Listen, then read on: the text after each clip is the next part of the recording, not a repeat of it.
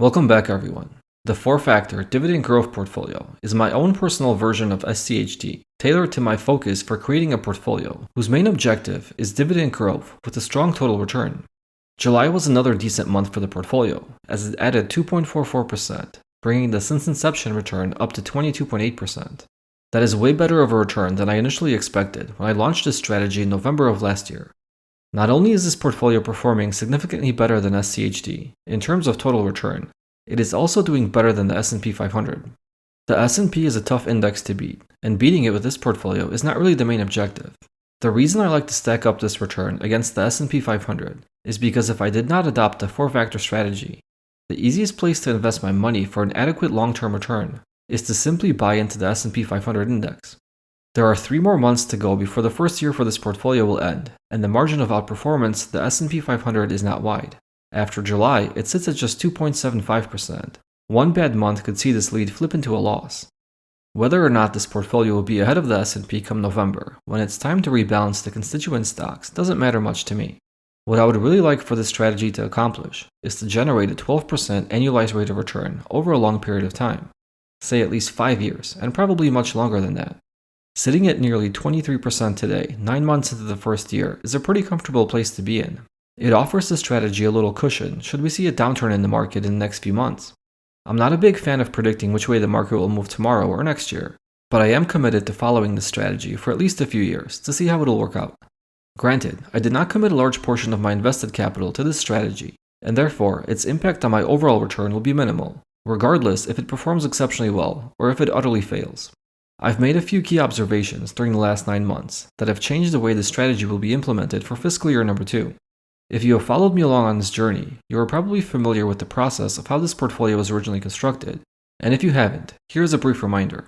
The idea for this portfolio originated from SCHD, one of the most popular dividend ETFs on the US market. I looked under the hood of SCHD, and really the underlying index it tracks, the Dow Jones US Dividend 100 Index. The main part of the stock selection process for this index is based around the use of 4 factors.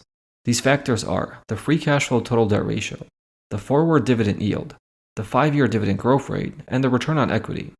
And the index uses these 4 factors to rank its universe of investable stocks to select the 100 best companies that are included in the portfolio.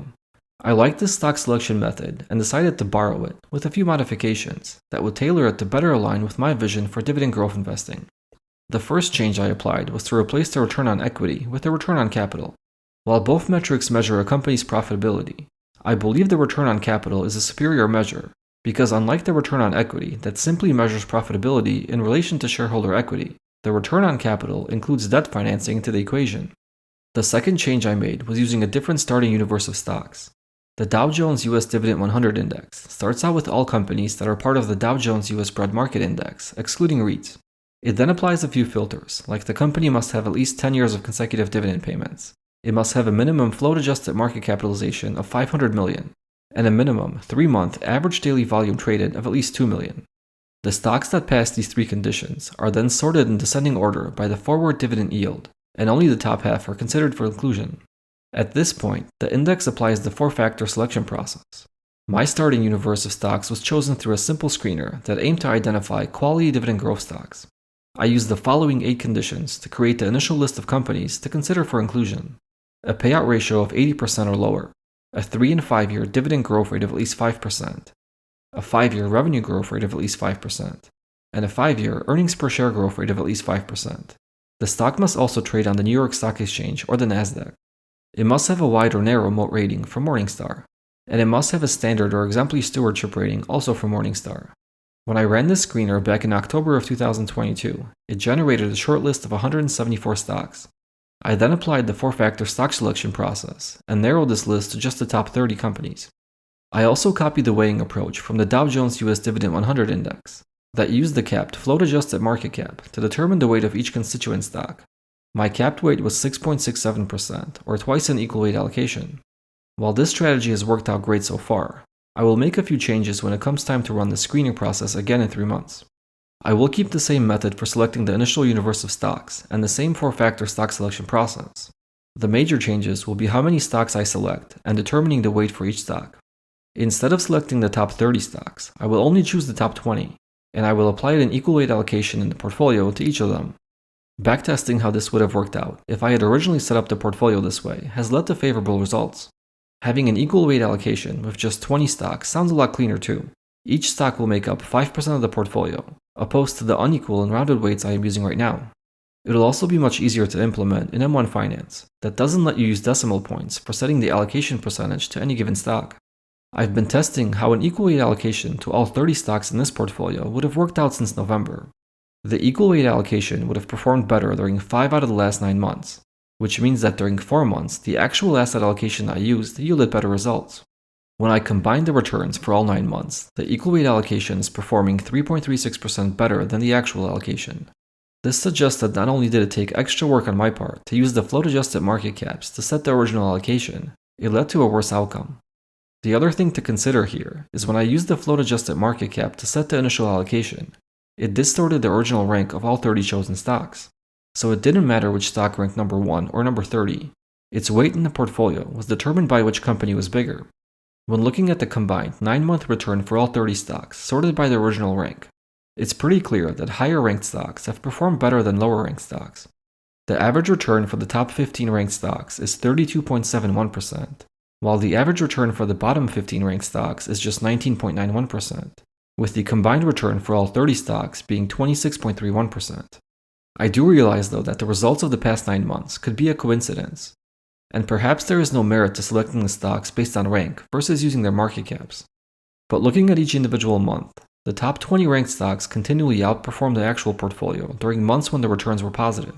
They also happened to see larger losses during months when returns were negative.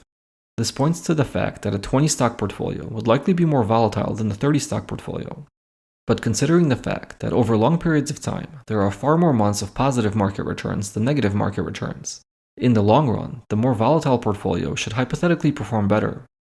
The past is never indicative of the future, but we must make decisions in real time based on something, so I've decided to use this limited amount of data to drive my decision to narrow the list of chosen stocks to just the top 20, and shift to an equal weight portfolio in the next rebalancing window. Alright, let me briefly talk about the best performing stocks in this portfolio and some of the losers thus far.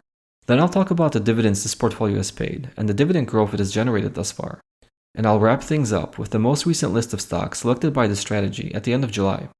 The best performing stock in this portfolio between November of 2022 and July 2023 was Lam Research, that is up 79.26%. In a close second place, we have Applied Materials, that is up 72.97%. The next 3 stocks are all up more than 60%. In third place, we have Monolithic Power Systems, that is up 65.8%. In a close fourth place, we have KLA Corporation, up 64.08%. And rounding up the top 5, we have Taiwan Semiconductor, up 63.56%. Out of all 30 stocks, only 3 have seen a negative return thus far. The third worst stock in the portfolio is Rollins, that is down 1.99%. The second worst stock is Lockheed Martin, that is down 6.49%. And the biggest loser is Infosys, that is down 9.85%. The actual portfolio has a market value just shy of $2,200, and its projected annual dividend income is $45.73. The projected annual dividend income at portfolio launch in November was $43.31, which means, thus far, the annual dividend has increased by 5.59%.